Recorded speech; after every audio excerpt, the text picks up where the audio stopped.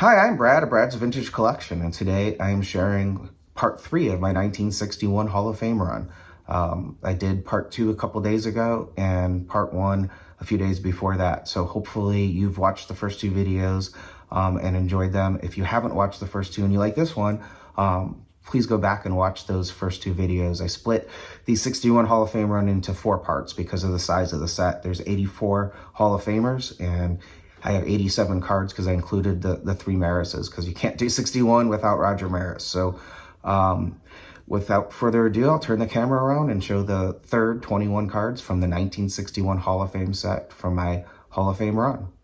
The first card in part 3 is Minnie Minoso, who's one of the new Hall of Famers. And actually, the new Hall of Famers always kind of excite me because growing up, I was always looking at this Topps book, and I kind of had every Hall of Fame card memorized from the Topps era. So getting the new players like Minoso and Cott and Oliva, kind of cool because it's cards that I didn't have memorized as a kid. So it almost feels like new Topps cards because I've always been a Hall of Fame guy, so I just know those guys' cards more than the others. I think it's a great shot of Minoso. Again, you can see the number on the sleeve, which is pretty awesome. And it's one of the later cards I got, obviously, with him being a new Hall of Famer. So here we go from one of the later cards I got to one of the earliest cards I got. And that's the Clemente. And I really like this portrait of Clemente. I think they did a good job, again, blurring the background. And I think the larger photo image really works for this card. This card is plagued with a black dot that's right here in the border, and it's not graded differently if it has the black dot. It's just considered a print defect that's common to the card, but I wanted to make sure to get one without it, and maybe it's because it's a little bit off center right to left that it doesn't have it, but not having the black dot was kind of one of the most important things for me in this card. And I think that the registration is as good as it gets on this card. It's just really a clear photo of Clemente.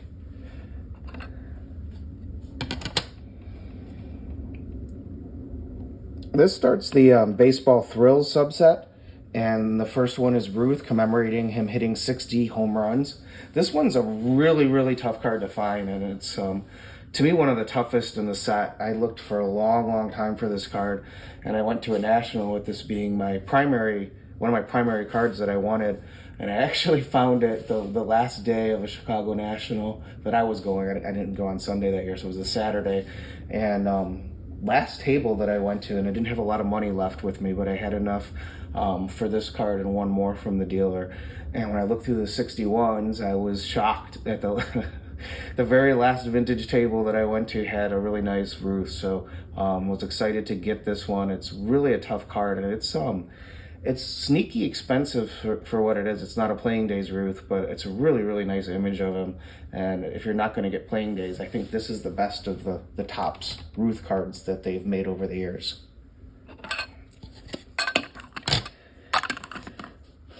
This was the first Baseball Thrills card I had from the subset, and this is Hornsby top 10 with a 424 average, and I've always loved this card. I think it's a great shot because you can see him getting ready to run out of the batter's box to leg out a hit, and you can see the catcher and the umpire behind them. So I thought it's been a really great artwork on this card, and I kind of like that it's zoomed out a little bit. The grass or the dirt looks really, I guess it's the dirt looks really nice behind him. Almost looks like grass the way they've colored it, but I've always been a fan of this card.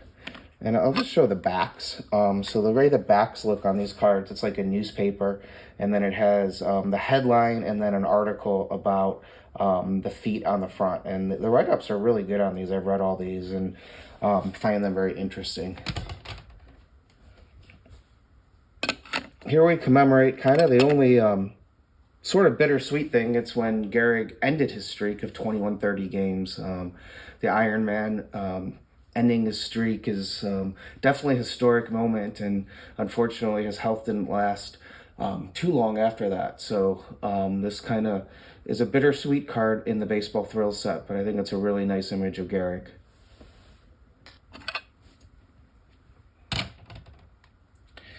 This next one is my least favorite card in the set. It's Mantle Blast 560 feet home run. New Card Scoops also has a card commemorating this. So it's been commemorated twice, kind of the same way, where it draws out the path of the ball and how they figured out that it was 565 feet. This card has not quite normal Mantle prices, but it's the most expensive in the subset, even though it's the least interesting. So it's a Mantle card without Mantle on it, unless he's that little dot right there. So least favorite card of the set because it really doesn't show any ball players. The next Baseball Thrills commemorates Jack Chesborough's 41st win.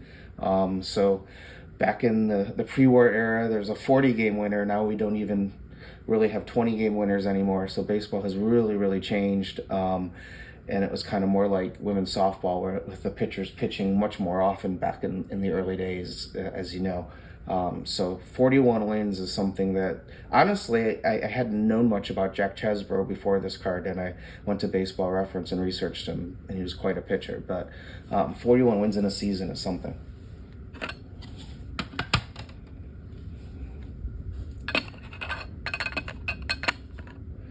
The next one commemorates Christy Mathewson striking out 267 batters. And again, I like the image on this card. I think the artwork on these is really nice. And 267 batters is a lot. And if you looked at the strikeout leaders cards on here, Mathewson would have led either league even in the early 60s. It wasn't until the late 60s that strikeouts started exploding. And now strikeouts are at a whole different level in Major League Baseball, but nobody gets the innings anymore to get 300 strikeouts.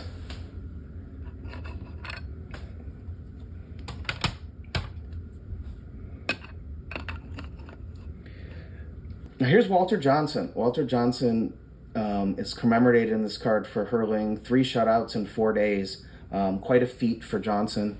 And the pitchers were real workhorses back then, as illustrated in how often they pitched. It was more like a women's softball schedule where they had a couple pitchers, and the innings that these guys logged was just incredible.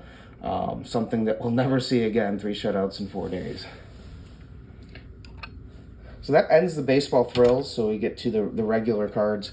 And the next one is my favorite card in the whole set, and it's the Hank Aaron card. I think it's just an amazing image of Aaron.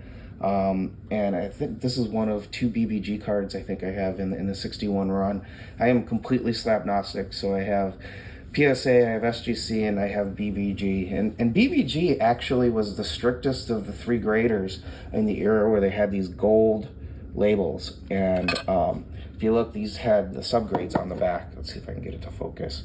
So this one has centering 8, corners 8.5, edges 8, and surface 8. And they gave you the subgrades up until the silver BVG labels, and then the subgrades were gone. And the day that they changed to the silver label, they got a little more lenient, and the day they changed to no subgrades, then Beckett became the most lenient of the 3 instead of the most strict. Actually, in the days of grading, maybe 10-15 years ago, PSA was probably the strictest by just a hair. They were pickier on centering, but they were more lenient on corners. SGC were just really strict on corners. If you had a soft corner, they were going to really ding that card, but they were more lenient on centering. And then Beckett at this time was strict on all of them. But back to the card, I love this card of Aaron. I just think it's such a great photo of him getting ready to throw the ball, and it's just an interesting shot and something we don't ever see on any other Topps cards. So the unique image of Aaron, and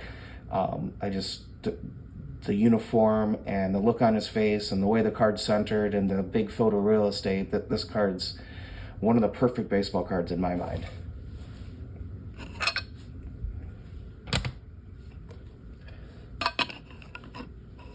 Next up, we have one of the rookies in the 61 set, and that's Marichal. And I really like this card. I like how he's smiling in his face. I like the brown background on the card. And I think it's kind of a different looking shot because I have no idea where he is, but The smile makes this card, and really, really underrated pitcher. If you're not familiar with Marichel's stats, I would definitely look him up on Baseball Reference. He really was an incredible pitcher, and this one happens to be a short print as well. So I feel like all pitchers not named Koufax and Ryan are underpriced, and this Marichal rookie is extremely underpriced for what it is, in my opinion, being a short print.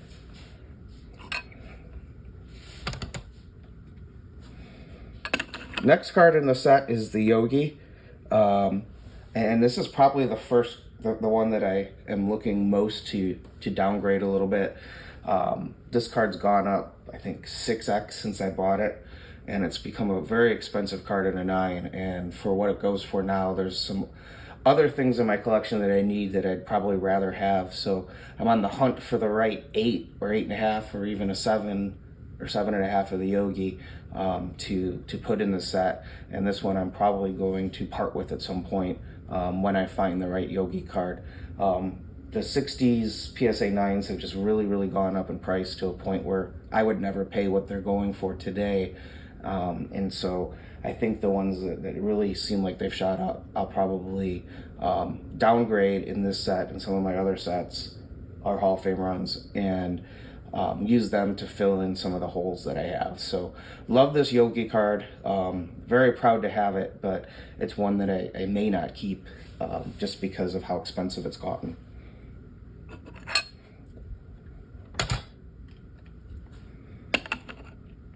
Here we have Al Kaline, and Kaline doesn't have a lot of portrait shots, so he's got this one and he's got 58, I believe, and those are really the only 2 in his run. So there's some guys where there's tons of portraits. Kaline's not one of them.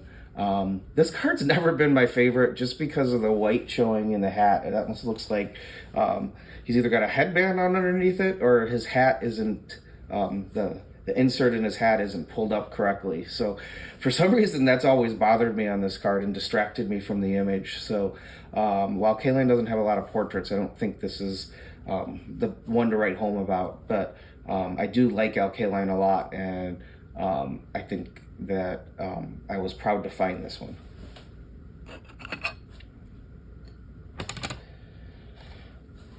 Next is Maz, and he's got a few cards in the set, and I already showed one of my favorite cards was the World Series. So seeing Maz after he made baseball history, one of the key cards in the set, in my opinion, just because of what he did the year before, and this is the first card Topps issued after he was the World Series hero. I think this is a really great shot of Maz. I've always liked this card, and if I'm not mistaken, I'm not sure which ballpark it is. I thought it was Wrigley Field at first, but it's definitely not. So because there's posts back here that aren't Wrigley. So if you know the ballpark, let me know, because I'd be interested to know what ballpark that is, because I'm not sure.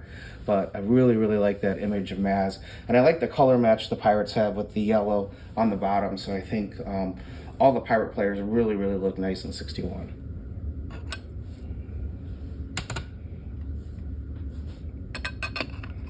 This Aparicio was on my favorite 5 list, and the reason that I like it so much is I just think it's an interesting shot with him sitting on the bench, and I really like the White Sox uniforms, especially the road uniforms with the numbers on the sleeve, and I like the Sox logo with the white and the red border, and I just think this is a great shot of Aparicio. This one is one that I really like. I think it hits the mark in every way, and it might be the best portrait in the set.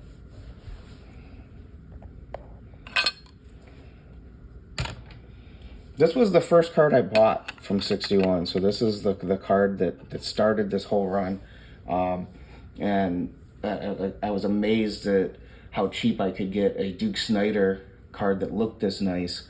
And then when I was looking on eBay, at the time there had been a lot of cellos that had been opened over the last few years, and there just was a really strong bunch of 61s that you could get in the hobby. And because there were a couple to choose from most of the time, the prices were reasonable compared to any other set. And I loved the big real estate of the shots, and with the plentifulness of really nice cards is kind of what made me go for this, because It was a set that I didn't appreciate as a kid and didn't really have representation in my collection.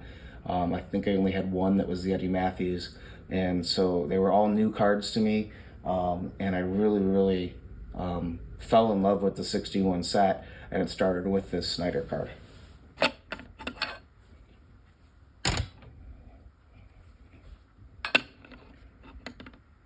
Here we've got Cepeda, the baby bull, and I love the concentration he has in his face in this card. He looks like he's definitely got his game face on, and it doesn't look like he's just posing. It looks like he's really concentrating to figure out a tough pitcher like Bob Gibson or something in this shot. So I've really always liked the concentration that Cepeda shows on this card.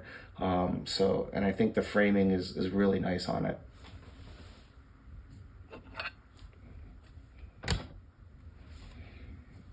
Here we've got the underrated early win.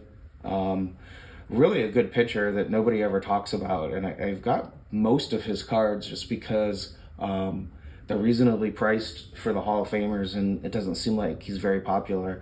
But I like this shot of him. It's just interesting. It looks like he just finished pitching and he's getting ready to field the ball. And the look on his face looks like he knows that that pitch is going to have him ground out. So I've always liked this win card. I think it's an interesting shot of a pitcher, and I like that he's kind of ready to field after the pitch.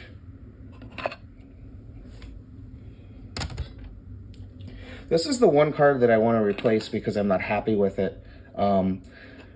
Hodges is one of the newer Hall of Famers, and the registration on this really bothers me. I don't know if you can see it, but it's the only card that has really bad registration that I have, and it looked much better in the picture than the card is. So I'm definitely going to downgrade this card, hopefully to a really nice 8, but not because this card has gotten expensive like the Berra, just because I'm not happy with this card. So buy the card, not the holder, and I try to do that in my collection, and really have always tried to do that. Just this one, you just couldn't tell from the image online that it was out of registration. And I don't know if you can tell from here, but if I zoom in a little bit and get to focus, you can probably see that it's really soft. You can kind of see him going outside the body, and so this is the only one I'm not happy with my particular card in the set.